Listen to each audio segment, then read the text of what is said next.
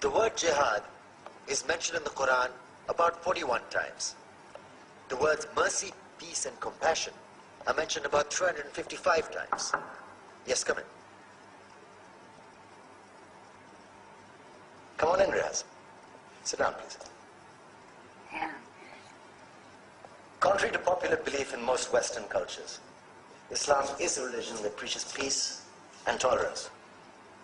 Yes, Patricia.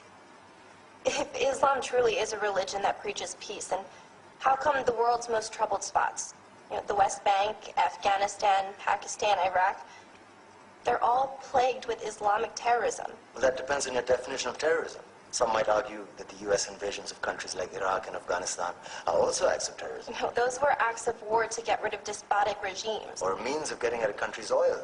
Conspiracy theories. Well, Yeah? Yes, please. Go ahead, Riaz. Mr. Khan is right. I mean, if we're talking about terrorists, the world's biggest terrorists are the white superpowers.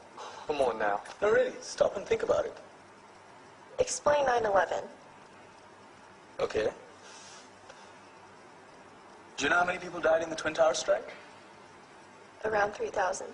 And do you have any idea how many people died in the bombing of Afghanistan? Take a wild guess. More than 15,000 people died. And that's just conservative figures.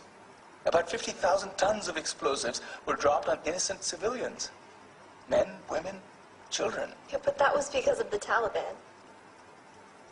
Now that you brought it up, did you know that the Taliban was a creation of the CIA to fight the Russians? Whatever. They were still harboring terrorists. Yeah, right. Terrorists that were never found. Just like the weapons of mass destruction that were never found in Iraq. Do you want to get into the death toll in Iraq? 500,000 civilians and counting. And what do Britain and America say when they don't find these weapons? It's simple. They just say sorry. And still refuse to relinquish control of these countries. What are you trying to say? What I'm trying to say is that just because you're American, wear a fancy suit, and call yourself the president, doesn't make you any less of a terrorist. I'm saying that if you don't stop meddling in other people's countries, you will face a backlash. If Muslims like you feel that way, then why don't you get out of our country? We will. As soon as you promise to leave ours.